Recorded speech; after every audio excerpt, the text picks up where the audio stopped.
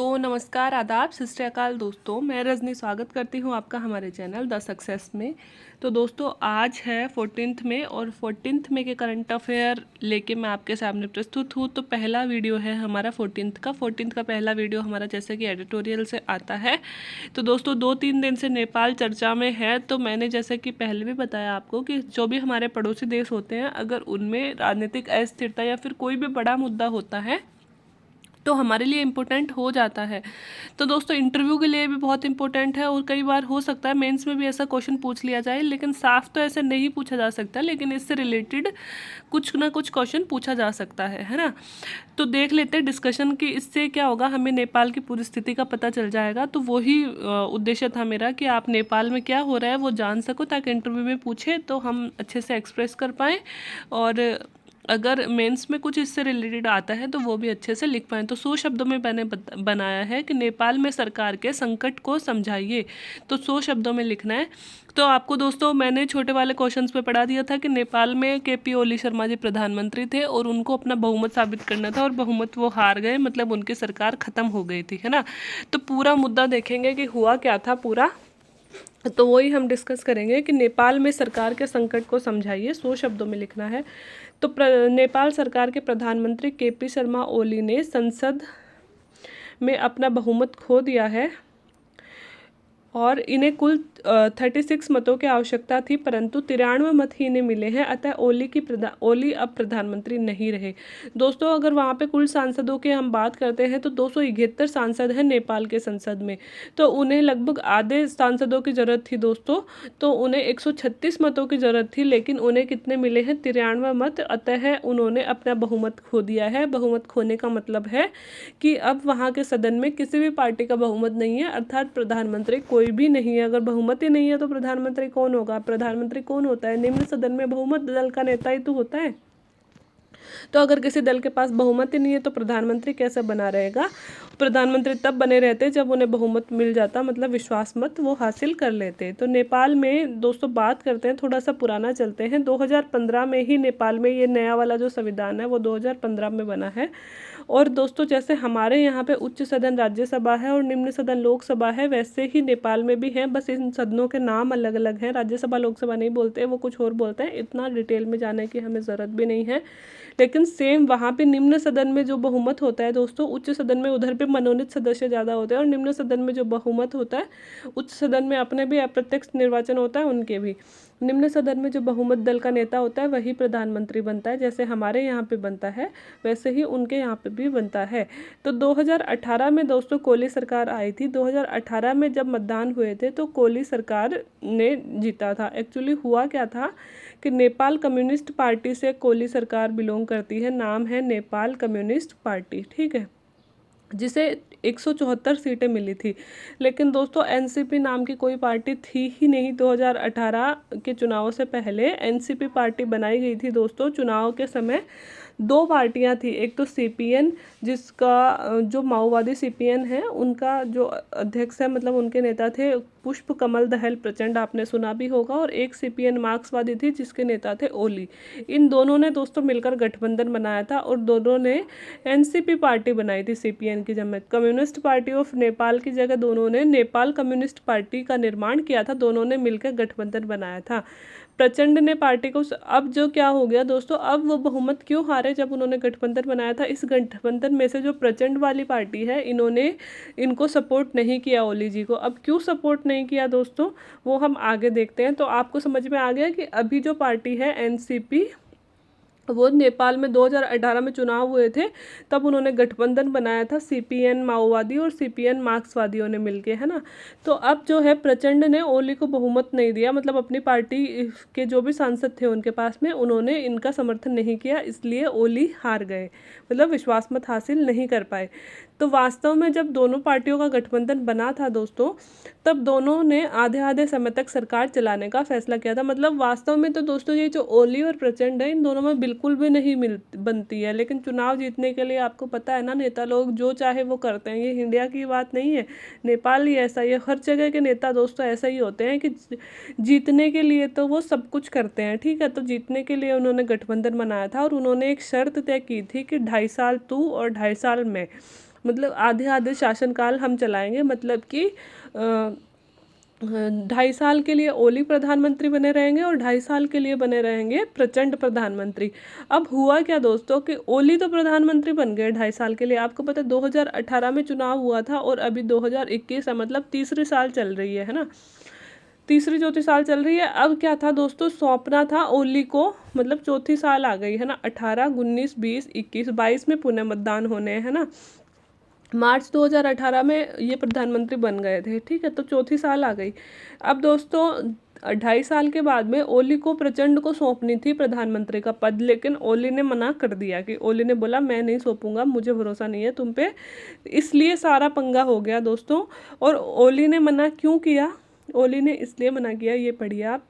यद्यपि पिछले वर्ष नेपाल में प्रचंड पीएम बनने हेतु कई रणनीतियां, दोस्तों इनके आंतरिक गड़बड़ी ही गठबंधन में चल रही थी कि जो प्रधानमंत्री बनने के लिए प्रचंड भी अंदर से कई तरह की रणनीतियां मतलब साठगांठ कर रहे थे। और ओली को इस बात का पता चल गया, तो ओली ने सोचा कि मैं इसको हो सकता है 2.5 साल के लिए अब गद्दी सौंप दूंगा, वापस मुझे कभी गद्दी मिले ही नहीं, इससे अच्छा है कि मैं इस सरकार को ही भंग करवा दूं, क्योंकि मैंने तो अपने 2.5 साल निकाल लिए, अब पुनः चुनाव करवा लेता हूं ताकि वापस से हो सकता है मैं ही जीत जाऊं, है ना। तो ओली ने क्या किया दोस्तों, वहाँ की जो राष्ट्रपति है विद्या देवी भंडारी, ये पिछले साल की बात है, आप सब लोगों ने सुना भी होगा, विद्या देवी भंडारी से निम्न सदन को भंग करवा दिया, मतलब डायरेक्ट ही बोल दिया, ना ही तो कुछ मतलब बहुमत का प्रदर्शन करने दिया किसी भी पार्टी को, जैसे इस बार अब हुआ है ना कि भाई बहुमत साबित करने के लिए बोला गया है, वैसा कुछ नहीं हुआ। डायरेक्ट ही विद्या देवी भंडारी को बोला कि आप निम्न सदन को भंग कर दीजिए, और विद्या देवी भंडारी ने इनकी बात मान भी ली ओली जी की, है ना, और उन्होंने भंग भी कर दिया। लेकिन दोस्तों नेपाल में भी सुप्रीम कोर्ट ठीक ठाक से काम करता है, और मामला गया नेपाल के सुप्रीम कोर्ट में, और नेपाल के सुप्रीम कोर्ट ने विद्या देवी भंडारी के आदेश को रद्द कर दिया, मतलब निम्न सदन भंग नहीं हुआ। 1 साल बाद में फैसला आया और इस आदेश को रद्द कर दिया, और निम्न सदन जैसे पहले चल रहा था वैसे कि वैसे चल दिया गया, है ना। अब मामला क्या आया, अब मामला ये आया कि भाई निम्न सदन पहले से चल रहा था, ओली सरकार से प्रचंड ने अपना जो सांसद थे वो वापस ले लिए।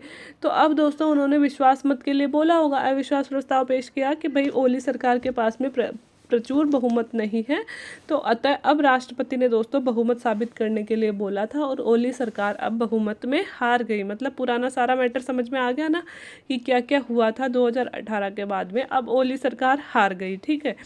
तो दोस्तों अब राष्ट्रपति के सामने संकट यह है कि वैसे वह किसे प्रधानमंत्री बनाए, क्योंकि किसी भी पार्टी के पास में बहुमत नहीं है, और यदि नेपाली कांग्रेस व प्रचंड व जनता समाजवादी पार्टी, देखो अब दोस्तों किसी भी पार्टी के पास में बहुमत नहीं है, वहाँ पे पार्टी कौन कौन सी है, एक ओली की है, एक प्रचंड की है, और दोस्तों बाकी 2-3 छोटी छोटी और है, एक इनकी विपक्ष की पार्टी भी थी, उसका नाम था नेपाली कांग्रेस, ठीक है, एक दोस्तों जनता समाजवादी पार्टी भी है ना।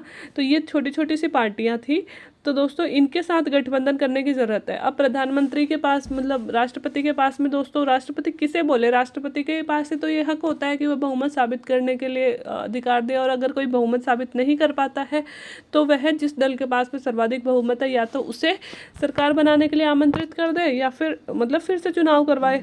तो अब विद्या देवी भंडारी के पास में है कि मुद्दा कि भाई मैं किसे बुलाऊँ, किसी भी पार्टी के पास में पूर्ण बहुमत नहीं है। तो अब अगर यदि होता है यह कि जो नेपाली कांग्रेस है, मतलब इनका विपक्षी दल था, ये किसका विपक्षी दल था, एनसीपी का, नेपाल कम्युनिस्ट पार्टी। एनसीपी कौन सी पार्टी थी, प्रचंड और ओली ने जो मिलके बनाई थी ना, उसका जो विरोधी दल था, मतलब इस दल के पश्चात जो सर्वाधिक सीटें जिसके पास थी वो था नेपाली कांग्रेस, है ना। अब नेपाली कांग्रेस प्लस प्रचंड जो हैं, जो ओली जी से अलग हो चुके हैं, प्लस जनता समाजवादी पार्टी भी है, वो सारे मिलकर अगर गठबंधन बना लेते हैं तो सरकार बन सकती है। लेकिन दोस्तों गठबंधन बनना बहुत मुश्किल है, परंतु ओली भी नेपाली कांग्रेस से साठगांठ करने में पीछे रहने वाले नहीं है। ओली भी बहुत गठजोड़ करने वाला व्यक्ति है, तो वो भी इससे मतलब पूरा मतलब नेपाली कांग्रेस से, समाजवादी पार्टी से, सबसे गठबंधन वो लेने की कोशिश करेगा। तो दोस्तों हाँ, नेपाली लोकतंत्र। तो अब दोस्तों प्रॉब्लम क्या है, मतलब ये सिचुएशन अब है, बाकी होता क्या है ये भविष्य पे है, हमें नहीं पता है। हमें बस ये पता है कि ये घटना हुई है और मेरा मकसद यही था कि नेपाल में क्या हो रहा है हमें अक्सर समझ में नहीं आता, तो वो सारी चीज़ें आपके सामने प्रस्तुत करने की, तो वो सारी चीज़ें मैंने आपके सामने प्रस्तुत कर दी हैं।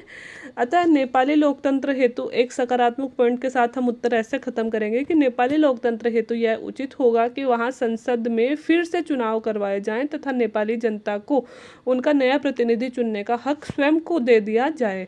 तो दोस्तों अब यही उचित होगा, क्योंकि किसी भी पार्टी के पास में बहुमत नहीं है, तो ठीक ठाक बात यही हो सकती है कि जो नेपाली लोकतंत्र है उसको खुद को, मतलब जनता को खुद को अधिकार दिया जाए कि अब जनता फिर से चुनाव करवाए जाएं और फिर से वो अपना प्रतिनिधि चुने। अगर ओली चुनते हैं, प्रचंड चुनते हैं, नेपाली कांग्रेस में से कोई चुनते हैं, वो उनकी मर्जी है, लेकिन इसका एकमात्र सॉल्यूशन यही होता है, हो सकता है। बाकी देखते हैं दोस्तों, अभी भी अगर गठबंधन बन जाता है प्रचंड का या ओली का आपस में बन जाता है या फिर नेपाली कांग्रेस के साथ में मिलकर बन जाता है, तो भी वो चल जाएगा, तो भी उस पार्टी को सरकार बनाने दिया जाएगा। लेकिन अभी देखना ये है, वैसे भी वहाँ पे 2022 में चुनाव होने ही थे, लेकिन उससे पहले ओली जी ने ये सारी गड़बड़ी कर दी, तो चुनाव हो नहीं पाए। तो दोस्तों ये था मेरा क्वेश्चन। तो इसका मकसद सबसे बड़ा तो यही था कि इंटरव्यू के लिए आपको सारी नेपाली जो राजनीति है उसके बारे में समझाना, क्योंकि नेपाल बहुत चर्चा में है। हमसे मतलब क्वेश्चन अगर पड़ोसी देशों पे क्वेश्चन आता है तो पूछा ही जाएगा। और हाँ, जब मैंने कल आपको जैविक खेती वाला क्वेश्चन पढ़ाया था, तो एक में से एक सब्सक्राइबर हैं आप, उन्होंने कमेंट किया था कि मैम मैं किस तरह से, मैं कृषि से क्वेश्चन पुटअप करना चाहता हूँ, तो मैं अपने डीएफ में किस तरह से बताऊँ ताकि मुझसे कृषि से क्वेश्चन पुट अप हो। तो दोस्तों सबसे पहली बात तो आप अपने इंट्रोडक्शन में बोलिए कि मैं एक कृषक परिवार से बिलोंग करता हूँ, है ना। तो एक तो ये बोल दीजिए, या फिर है ना सेकंड बात या थर्ड बात है, वो अक्सर हमसे पूछ लेते हैं पापा क्या करते हैं या फिर कहाँ से बिलोंग करते हो। तो अगर हम जैसे अपना इंट्रोडक्शन ही दे रहे हैं कि सर मेरा नाम ये है, और मैं जैसे वो वैसे ही बोलते हैं 10th कहाँ से करते हो, 12th कहाँ से करते हो, जैसे यूपीएससी में इंट्रोडक्शन लेते हैं ना, वैसा इंट्रोडक्शन हमारा ले नहीं रहे हैं। तो अगर अगर वो हमसे पूछ ले कि पापा क्या करते हैं, तो एक तो हम उस तरह से बोल सकते हैं कि सर पापा किसान हैं और हमारा मतलब पुश्तैनी रूप से हम फार्मिंग ही करते हैं। और अगर वो पूछ ले घर का बिजनेस क्या है, तो भी हम बता सकते हैं। और अगर वो नहीं पूछते हैं तो हम अपनी हॉबी दर्शा सकते हैं फार्मिंग को। हम ये बोल सकते हैं कि सर, तो वो पूछेंगे फार्मिंग हॉबी किस तरह से हुई, तो हम बोल सकते हैं कि सर मैंने मेरे पापा को हमेशा से मेरे पापा किसान हैं और मैं हमेशा से उनकी इस कार्य में मदद करते आया हूँ। तो जब भी मैं जो पढ़ाई के कार्य से फ्री होता हूँ तो उनकी इस कार्य में मदद करता हूँ। तो मेरी इस कार्य में बहुत रुचि है। तो अगर तो बहुत रुचि है मतलब ये कार्य करने में। तो इस तरह से हम एक हॉबी के रूप में, क्योंकि कई बच्चों ने बताया है हॉबी, और जिन्होंने बताया है उनके सारे क्वेश्चन दोस्तों फार्मिंग से ही आए हैं। मतलब कि किसान अगर आपने बोल दिया तो सारे क्वेश्चन फिर कृषि से आएंगे आपके। ये हुआ भी है, पहले एक दो बता चुके हैं ऐसी हॉबी, मैंने आपको इंटरव्यू के क्वेश्चन जो बताए थे उसमें भी ये हुआ था। और दोस्तों थर्ड एक ये भी बता सकते हो, कई बार वो अपन से पूछते हैं कि अगर आप आरएएस नहीं बने या फिर आप जिस भी चीज़ का इंटरव्यू दे रहे हो, तो अगर आप ये नहीं बने तो आपका प्लान बी क्या होगा या फिर आपका सेकंड ऑप्शन क्या होगा, है ना। हो सकता है आप आरएएस नहीं बने, तो इसका आंसर भी हमें इसी तरह से देना है कि सर मुझे अपने आप पे भरोसा है, मैंने जिस तरह से मेहनत करी है तो मैं निश्चित रूप से ही मेरा सिलेक्शन होगा। और अगर मेरा नहीं होता है इस साल सिलेक्शन तो मैं अगली बार भी भरपूर प्रयत्न करूँगा। और अगर सर फिर भी मेरा सिलेक्शन नहीं होता है तो सर मैं कृषि के क्षेत्र में जाना चाहूँगा, क्योंकि मेरे पापा भी एक किसान हैं और मैं कृषि के क्षेत्र में कुछ नवाचार लाते हुए उनके कृषि कार्य में सहयोग देना चाहूँगा। तो नवाचार क्या हो सकते हैं, तो वो चीज़ भी आप थोड़ा सा प्रिपेयर करके जाना कि सर मैं इस तरह के नवाचार, क्योंकि आप एक मतलब जवान लड़के हो, पापा आपके मतलब पेरेंट्स हमारे बुज़ुर्ग हो जाते हैं, तो एक जवान लड़के से सरकार और एक प्रशासक से भी सामने वाले ये मतलब एक्सपेक्ट करते हैं कि हम कुछ इनोवेशन बताएं। अगर हम कृषि भी अपना रहे हैं तो कृषि में भी कुछ इनोवेटिव आइडिया हमारे पास होना चाहिए कि सर मैं इस तरह से उपज बढ़ाऊंगा, इस तरह से उनका खेती का प्रोडक्शन बढ़ा सकता हूँ, इस तरह से आय बढ़ा सकता हूँ, है ना। तो ऐसे कुछ बातें हमारे पास होनी चाहिए जो हमारे जवाबों को थोड़ा सा इम्प्रेसिव बना दे। तो ये था दोस्तों आज का क्वेश्चन। उम्मीद है आपको अच्छा लगा होगा। अगर अच्छा लगा हो तो please like share and subscribe my channel. Thank you so much.